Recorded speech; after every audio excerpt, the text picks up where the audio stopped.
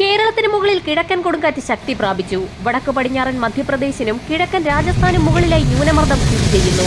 ഗുജറാത്ത് തീരം മുതൽ വടക്കൻ കേരള തീരം വരെ തീരത്തോട് ചേർന്നുള്ള ന്യൂനമർദ്ദപാത്തി ദുർബലമായി തുടങ്ങി. ഈ സാഹചര്യത്തിൽ കേരളത്തിൽ അടുത്ത 5 ദിവസം നേരിയതോ ഇടത്തരമോയായ മഴയ്ക്കാണ് സാധ്യത. സംസ്ഥാനത്ത് ഇന്നും വടക്കൻ ജില്ലകളിൽ ഒറ്റപ്പെട്ട ശക്തമായ മഴയ്ക്ക് സാധ്യതയുണ്ടെന്ന് കേന്ദ്ര കാലാവസ്ഥാ നിരീക്ഷണ വിഭാഗം അറിയിച്ചു. കേരളത്തിൽ ജൂലൈ 31 വരെ മണിക്കൂറിൽ 40 മുതൽ 50 കിലോമീറ്റർ വരെ വേഗതയിൽ അതിശക്തമായ കാറ്റിനും സാധ്യതയുണ്ട്.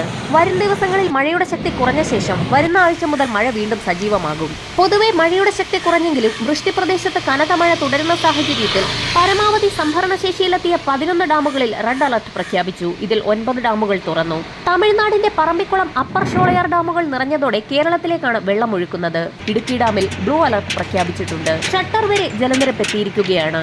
ഓറഞ്ച് അലർട്ടുള്ള കക്കി ഡാം മഴ ശക്തമായാൽ തുറക്കേണ്ടി വരും. കക്കയം, ബാണാസുര സാഗർ, പെരിങ്ങൽകുത്ത്, ഷോളയാർ, മാട്ടുപ്പെട്ടി, കല്ലാർകുട്ടി, ഇരട്ടയാർ, പൊന്മുടി, ലോവർ പെരിയാർ എന്നീ ഡാമുകളാണ് തുറന്നിട്ടുള്ളത്.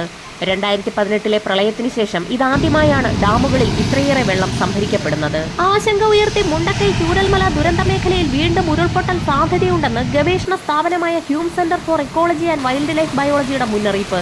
കനത്ത മഴ പെയ്യുന്നതിനാലും ഉരുൾപൊട്ടൽ പ്രഭവ കേന്ദ്രം ദുർബലമായി തുടരുന്നതിനാലും അതേ സ്ഥലത്ത് ഉരുൾപൊട്ടൽ ഉണ്ടാകുമെന്നാണ് വിലയിരുത്തൽ. വരും മണിക്കൂറുകളിൽ വടക്കൻ ജില്ലകളിൽ ഒറ്റപ്പെട്ട ശക്തമായ മഴയ്ക്ക് സാധ്യത.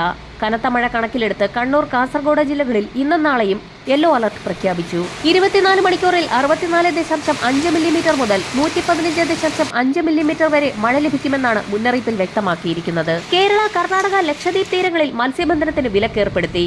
കേരള, ലക്ഷദ്വീപ് തീരങ്ങളിൽ മണിക്കൂറിൽ 40 മുതൽ 50 കിലോമീറ്റർ വരെയും ചില അവസരങ്ങളിൽ 60 കിലോമീറ്റർ വരെയും വേഗതയിൽ ശക്തമായ കാറ്റിനും മോശം കാലാവസ്ഥയ്ക്കും സാധ്യതയുള്ളതിനാൽ മത്സ്യത്തൊഴിലാളികൾ അതീവ ജാഗ്രത പാലിക്കണമെന്ന് ദേശീയ സമുദ്രസ്ഥിതി പഠന ഗവേഷണ കേന്ദ്രം മുന്നറിയിപ്പ് നൽകി. തിരുവനന്തപുരം മുതൽ കാസർഗോഡ് വരെയുള്ള തീരദേശ മേഖലകളിൽ ഉയർന്ന തിരമാലയ്ക്കും കടലാക്രമണത്തിനും സാധ്യതയുള്ളതിനാൽ മത്സ്യത്തൊഴിലാളികളും തീരദേശവാസികളും അതീവ ജാഗ്രത പുലർത്തണം. വരും മണിക്കൂറുകളിലെ കാലാവസ്ഥാ മുന്നറിയിപ്പുകൾക്കായി ചാനൽ സബ്സ്ക്രൈബ് ചെയ്യാൻ മറക്കാതിരിക്കുക.